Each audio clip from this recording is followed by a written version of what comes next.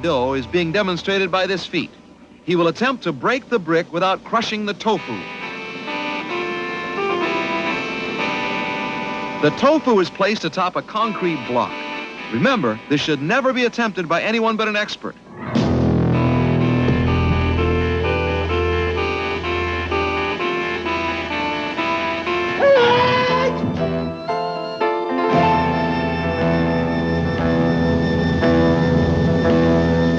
Here he goes. He did it! The tofu is unharmed.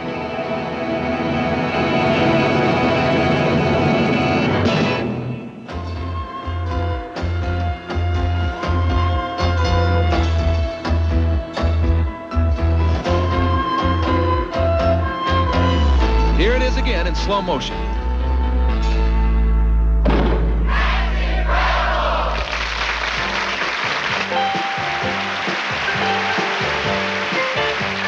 Good evening, I'm John Davidson, and We'll see how a baseball player's career almost ended, all because of one misplaced pitch. I'm Kathy Lee Crosby.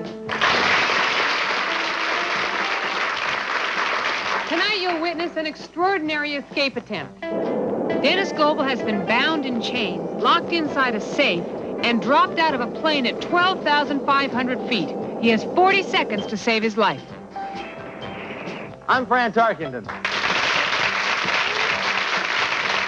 Tonight, an exhibition of championship diving performed by this team of aquatic athletes. All this and more. Tonight on That's incredible!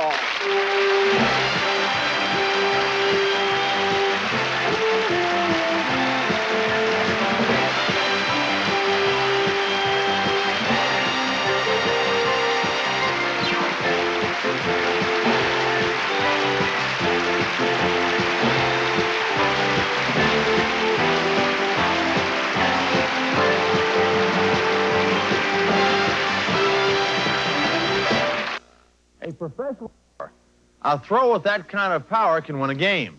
It also has the potential to do a lot of damage. If you don't believe it, just ask Sam Favada. In the hierarchy of baseball, the Pony Leagues are one of the main stops talented little leaguers make on their way to the big time. In the Pony Leagues of the 70s, there was no second baseman anywhere in the country who showed more promise than teenager Sam Favada. I started off when I was 8 years old as a kid, and that was the only thing really I loved to do. And Sam's parents, seeing his talent, backed him all the way. I just couldn't believe it, the way he played ball every day. He loved it, and that's what he really lived for, to be a professional ball player. I've never been around people that had such a desire, just a tremendous inside that's for the baseball. That's all he ever wanted to do. Sam had not only learned to feel like a pro, but to run and hit with the best of them. The local press kept a steady eye on this All-American, and on graduation, the Dodgers offered to draft him for their farm team. However, Sam opted for a college education and entered California State College at Fullerton to become the star player of their team, the Titans. I was a leading hitter on the team. I had the most hits in the nation. I was second in stolen bases. I scored the winning run in the World Series, which was probably the biggest thrill in my whole life, to win that World Series game against Arkansas in 1979.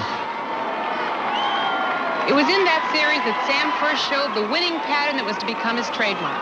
He hit a line drive to put himself on first, then proceeded to steal second, steal third, and finally, on a sacrifice fly, he tagged up and scored.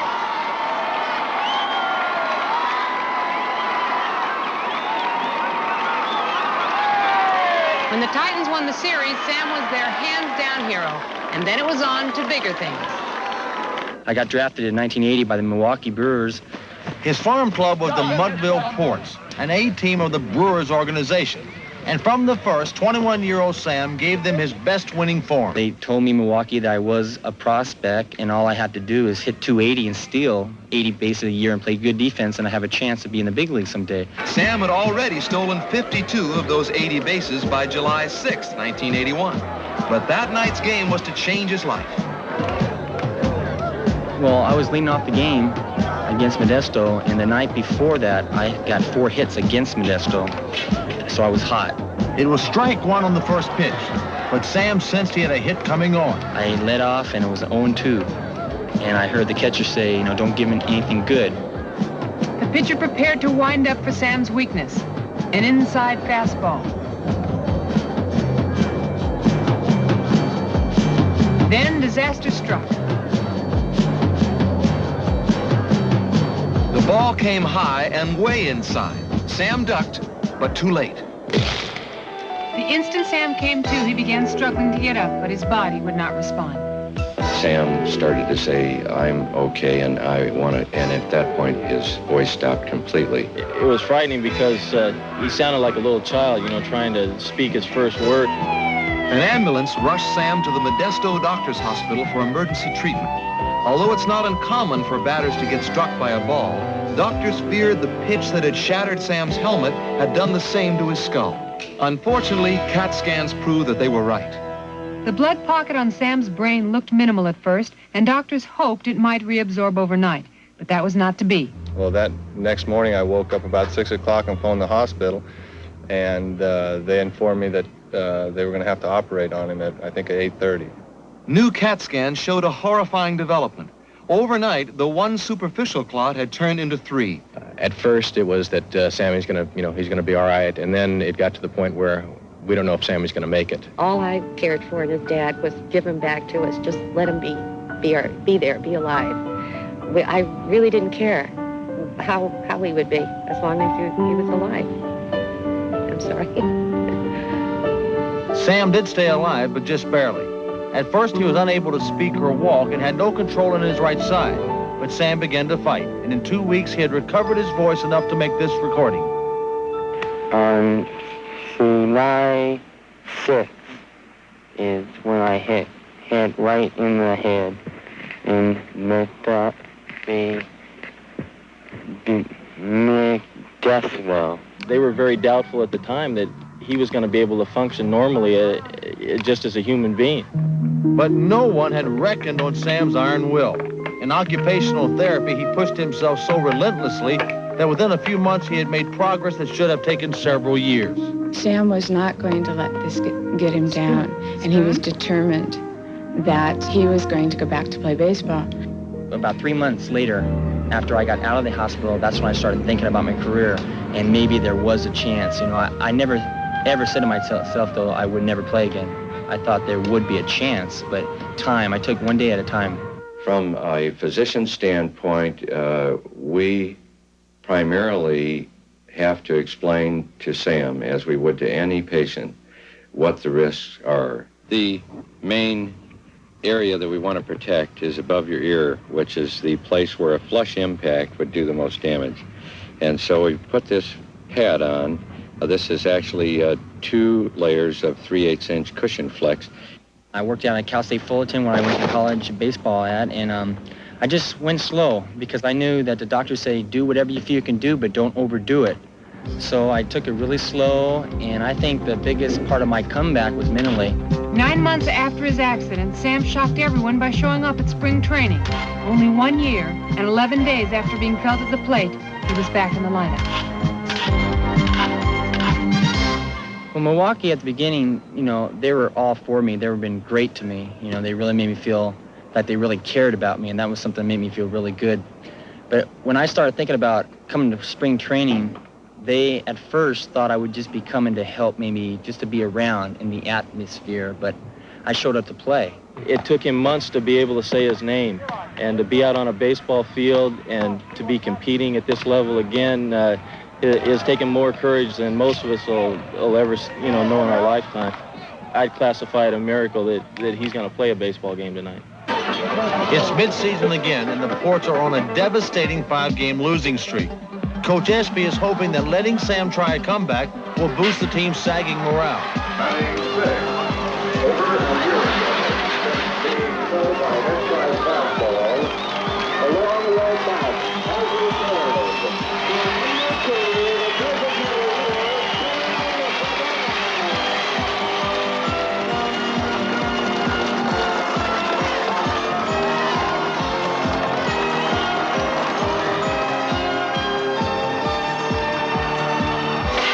Sam connected with his first pitch at bat for a line drive base hit, and the disbelieving crowd went wild.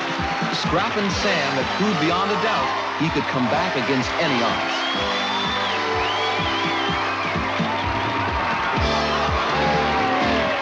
You know, I never thought he'd come back again. Even though Luis thought, and his mother, everybody thought he was going to make it except me. But now I believe it. Now, batting number 21. All he's ever wanted to do is play ball since he could ever speak. And to see a son realize his goal, it's fantastic. But to see him realize them twice, it's unbelievable. So I'm very pleased and sentimental right now. Sam lit the spark his team needed and led them on to a sweep of the series.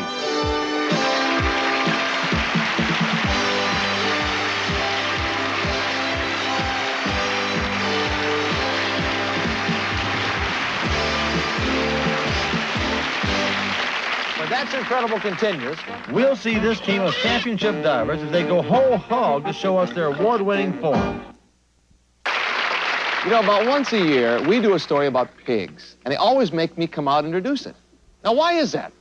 Why can't Fran introduce the pig stories? He used to work with pigskins. Why couldn't Kathy Lee introduce the pig stories, right? I've seen her eat. Why do I always have to introduce the pig stories? For the same reason, John, that I have to introduce all the football stories. Ladies and gentlemen, the diving pig. It's a very special day at the Fentress Hog Farm near San Marcos, Texas. Today, a star will be born. One young pig out of thousands will be chosen by talent scout Sonny Marston for a glamorous life in show business. Transforming swine into performing artists isn't an easy job. This little piggy will undergo weeks of careful training and coaching before it's ready to open the show at nearby Aquarina Springs. But that day of stardom will eventually take place on this aquatic stage. The idea of pigs as aquatic performers has been regarded by many as hogwash. There's a good reason for that, as Sonny Marston explained. Everyone knows pigs don't like water. They have a natural fear of it. As far as their swimming apparatus, it's very difficult due to their body structure. They have very short legs. They have a big, very large body, and it doesn't allow them to stay out of the water as much as maybe a dog might. Here at Aquarina Springs, we not only help them get over their fear of water, but we also train them to swim and to dive. That's right, diving pigs. It may not sound completely kosher, but the people at Aquarina Springs have developed a special conditioning program that gradually teaches pigs to love the water. It's done with the help of a feeding bottle and a lot of tender, loving care from trainers like Karen Lockett. The whole process usually takes about 2 months to where they're actually swimming and diving by themselves without having this conditioning. It's been a month and a half since our future star began training. The pool is now a comfortable second home, and diving and swimming are quickly becoming a natural part of life. Sonny Marston's eye for talent has once again been confirmed. This piglet shows all the potential of growing to be a major star. After several more months, our eager young performer is ready to make a debut. This little fella looks pretty strong. He's got some good strong legs and looks like he's swimming pretty good. I think we're going to name him Fran Tarkenton. Well, my friend, that's a big name to live up to for a nervous young diving pig who's about to have his first time on the boards. A big crowd has turned out for this premiere performance. And just as on Broadway, the show must go on. Today, the house is sold out, and there's a buzz of excitement in the audience that reflects the tension of an opening night. Backstage, young Fran is all nerves. Pam Frazier and Karen Lockett try their best to calm him down. And a seasoned pro, Ralph the Pig, squeals a few words of encouragement. It's now moments before the show begins. Time to bring home the bait. Everything's ready. Pam Frazier takes her position on stage. Now the star takes his cue. Come on, Fran, you can do it. Over here, boy, you can do it. This is a big jump. He did it! A beautiful performance. And the crowd nearly goes hog wild. Make no mistake, what you just witnessed was not a simple pork belly flop, but a perfectly executed swine dive. Here it is again in slow motion. These troopers love to ham it up. And there they go. Beautiful. He's become an overnight star, and he's certain to be an inspiration for generations to come. And now a performance of balletic grace and beauty that could only be called Swine Lake.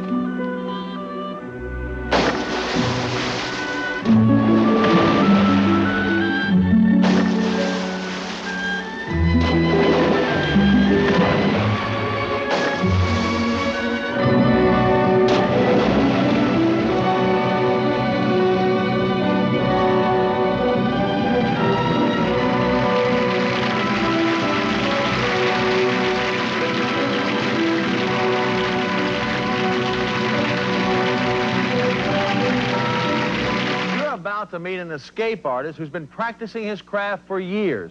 Recently in the Mojave Desert, he faced his ultimate challenge. Stuntman Dennis Goebel is going to attempt an escape that would do Houdini proud. A private security man carefully checks his equipment for lockpicks, files, or any other tools that might later help Dennis free himself. The guard can find nothing among Dennis Goebel's gear. He will even check the parachute, which, if all goes well, will bring Dennis safely back to the ground. The parachute is the final element of this never-before-tried stunt. Before Dennis can pull the ripcord, he's going to have to escape from an 1,100-pound safe that will be hurled out of the back of this cargo plane. This extraordinary aerial safe escape is being supervised and coordinated by expert stuntman Dar Robinson. The safe with Dennis inside will be dropped from an altitude of 12,500 feet. Dar will skydive down with Dennis and the safe. 2 cameramen will record the attempt in the air. A few days earlier, Dar performed a test drop with an empty safe nearly identical to the one that Dennis Goebel will be inside. Dar wanted to see how the safe would behave in the air, and he wanted to test a small drogue chute that would slow the safe's fall from 200 to 100 miles an hour. It was not a flawless test. The drogue chute ripped off as it opened. If Dennis Goebel had been inside, there would have been no chance for escape. Dar reinforced the drogue chute and has double-checked all the equipment. This drop will not be a test. Everything's now for real. When the safe leaves the plane, Dennis Goebel will be inside it. He'll have 40 seconds to make his escape, an escape that involves much more than just forcing open the door. For one thing, Dennis will be handcuffed. In addition to the handcuffs, Dennis will have to free himself from 14 pounds of galvanized steel chain. The chain will be wrapped around his body and secured by 3 double-locking padlocks. Put him in, guys. In a matter of moments, Dennis Goebel will be speeding toward the ground. From 12,500 feet, the safe will hit the desert floor in exactly 80 seconds. Dennis will have only half that time to engineer his escape. The safe is now locked. Everything's ready, and there they go. In a moment, we'll witness Dennis Goebel's incredible escape attempt.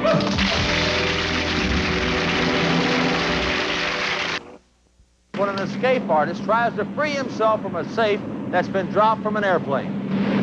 From more than 2 miles above the California desert, stuntman Dennis Goebel is ready to attempt a seemingly impossible feat.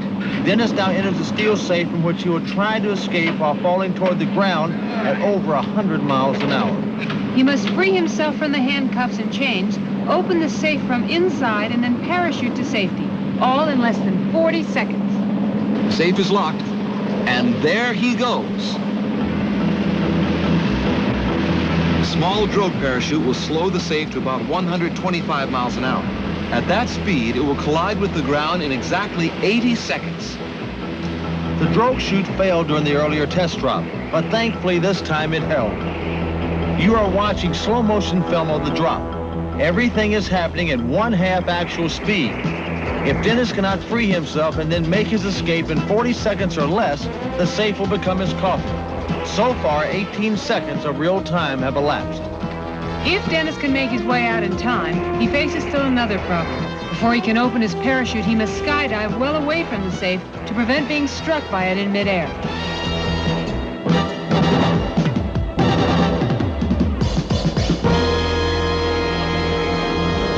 The door is open. Dennis Goebel has made his aerial escape. He's skydiving as far away from the safe as he can before he pulls his ripcord. He accomplished his escape in only 24 seconds. He pops the parachute. Now watch the 1,000-pound safe pass him on the left. There it goes. Luckily, Dennis Goebel is not still inside. Now Dennis comes in for his landing, a new world's first under his belt.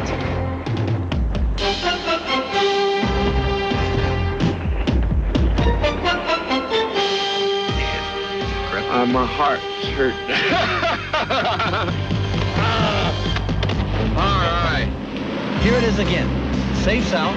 Dar Robinson and the cameraman follow it down. While Dennis Goebel struggles to free himself from the handcuffs and chains, the safe small drogue parachute starts to stabilize the fall. 12 seconds have passed, and in as much more time, Dennis will have escaped. The door opens and Dennis is out, getting as far away from the safe as he can.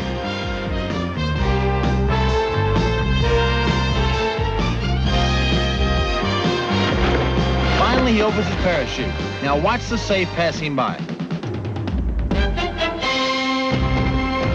Incredible courage, daring, and skill have brought Dennis Goebel safely back down.